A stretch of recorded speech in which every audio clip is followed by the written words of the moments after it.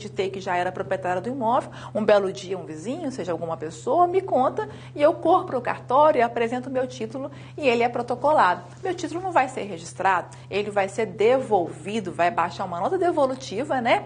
Que não dá impossibilidade de ser feito aquele registro, porque o imóvel já foi transferido. Ok, eu tenho as ações que eu vou poder ajuizar se ainda tiver em tempo hábil, né? Se não tiver prescrito o meu direito ali. Mas enfim, olha, então a lei fala, ela não coloca prazo nem sanção para o descumprimento, porque ela impõe o registro dos atos. Mas na prática, né, o direito não socorre quem dorme, não é isso, pessoal? Bom, efeito gerado pelo registro, oponibilidade, ou seja, o direito inscrito gera perante o terceiro, né, o dever jurídico de ser conhecido e respeitado. Muito bem. O terceiro tem o ônus processual de produzir toda e qualquer prova, no sentido de quê? De atacar essa presunção relativa decorrente do registro. Então, cabe ao terceiro, né, esse ataque aí, essa presunção relativa decorrente do registro que foi feito. Segundo o princípio da territorialidade, a circunscrever. Esse princípio, o que ele fala para nós? Perdão. A circunscrever o exercício das funções delegadas do registro de imóveis à área territorial definida nos registros da legislação em vigor. Aqui em Belo Horizonte nós temos na capital 7 cartórios de registro de imóveis. Então, o que foi feito? Foi feito o quê? Uma restrição, uma delimitação ao exercício da função delegada, naquela área territorial que foi dividida. Então, o oficial do primeiro ofício só pode atuar com relação àqueles imóveis que estão localizados na sua circunscrição, naquela área territorial que foi separada ali, que pertence ao primeiro ofício de registro de imóveis, tá certo? Sobre pena, né, da nulidade do ato praticado, tá certo? É o que fala a Lei de Registros Públicos e o Código de Normas para nós.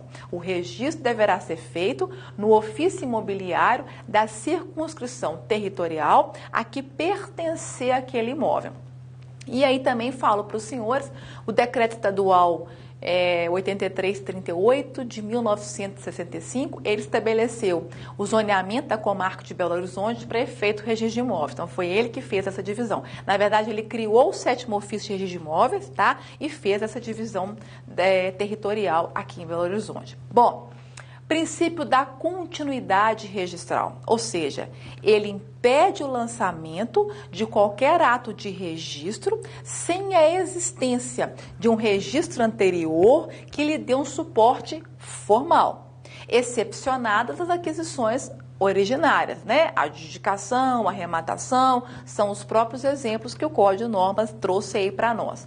Bom, o Walter Seneviva, ele fala para nós, olha, esse encadeamento entre assentos pertinentes, ele pode ser a um dado imóvel, mas também as partes nele interessadas. Ou seja, todo assento registral, ele deve apoiar-se num assento anterior, formando o quê? Um encadeamento ininterrupto das titularidades jurídicas de cada imóvel. Então, o Walter Seneviva, ele traz para nós brilhantemente o posicionamento dele, que vários doutrinadores também adotam nesse sentido. O encadeamento do imóvel, mas também com relação à parte neles interessadas. Então, exemplo, na matrícula do imóvel, Daniela é proprietária, o estado civil da Daniela solteira. A Daniela vende o imóvel, escritura pública de compra e venda. Daniela comparece casada. Bom, quando essa escritura é apresentada, esse título é apresentado para registro, necessário se faz aí a apresentação da certidão de casamento da Daniela, atualizada, 90 dias da sua expedição, para que seja feita essa verbação. Tá certo? Então, aí é o que? A continuidade com relação ao estado civil da Daniela. Esse é o posicionamento também do Walter Seneviva, tá certo? Bom, e aí na sequência dos nossos princípios específicos, né, do registro de imóveis, nós vamos falar agora da especialidade objetiva e especialidade subjetiva. A especialidade objetiva exige a plena e perfeita identificação do imóvel na matrícula com os documentos, com os títulos apresentados para registro. Então, se eu tenho na matrícula, lote 10 do quarteirão 80 do Castelo, ponto. No título apresentado constou tá? Lote 10A do quarteirão 80 do Castelo. Opa, houve uma divergência com relação ao imóvel que eu lancei na escritura com o imóvel que eu tenho na matrícula. Outro exemplo, lote 10 do quarteirão 80 do Castelo na matrícula. Escritura pública de compra e venda, lote 10, quarteirão 80 do bairro Castelo e a casa nele edificada, número 123 da rua Vicente Carvalho do bairro Santa Mônica.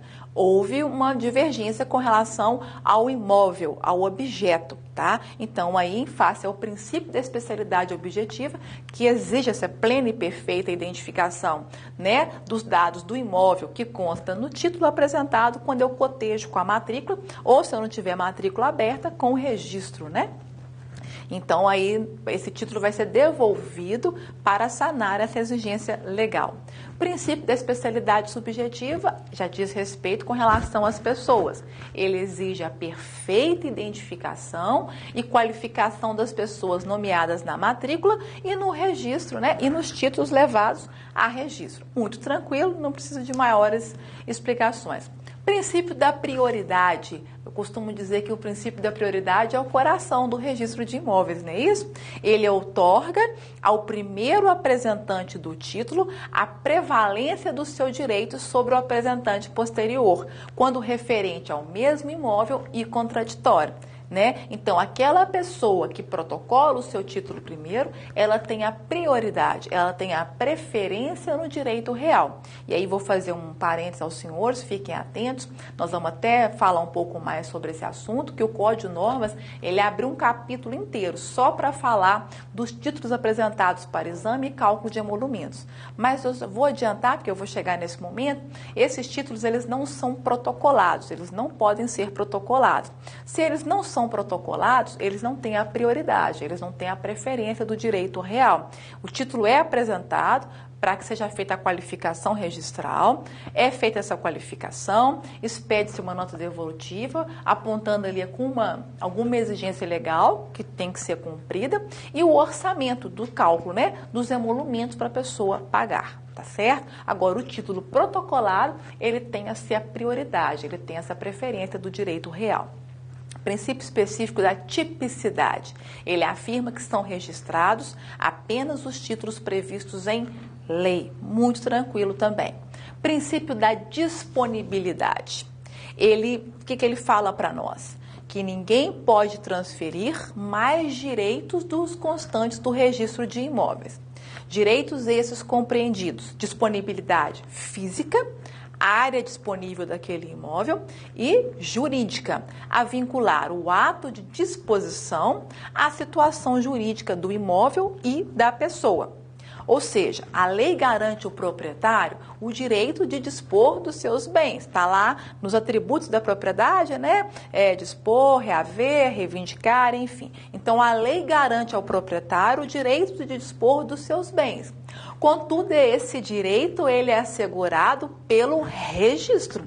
Então, somente após o registro, no momento do registro, eu me torno proprietária. Então, somente após o registro, onde eu me tornei proprietária, que eu posso dispor daquele bem ou dar aquele bem em garantia. Então, o exemplo, mesmo quando aquela transmissão do domínio se faz de imediato, a exemplo da herança, ainda assim é necessário o registro. A gente sabe o princípio da Saizine, né? Que os bens são transmitidos na data do óbito, né? Mas ainda assim, eu só vou ter essa disponibilidade após o registro. Ainda assim, mesmo em face ao princípio da Saizine, a obrigatoriedade desse registro para que efetivamente, né, esse imóvel seja transferido ali aos seus herdeiros e sucessores, enfim. Aspecto material, nós temos aí venda da cota parte. Eu tenho um lote onde tem um condomínio geral. Eu e minhas duas irmãs somos coproprietários. Cada uma tem 1/3 daquele imóvel. Então, eu só posso transferir 1/3. Está aí o princípio da disponibilidade no seu aspecto material. Aspecto jurídico, vamos pensar, aquele imóvel ali, nós temos a verbação de uma cláusula de inalienabilidade. Não posso dispor desse bem. Um imóvel penhorado, conversar um pouquinho sobre isso. Sabemos que, em regra, os imóveis penhorados, eles podem ser alienados. Mas fiquem atentos regramentos, há algumas penhoras que por si só tornam aquele bem indisponível. É o caso aí da penhora da Lei 8.212, penhora de execução fiscal, penhora do INSS.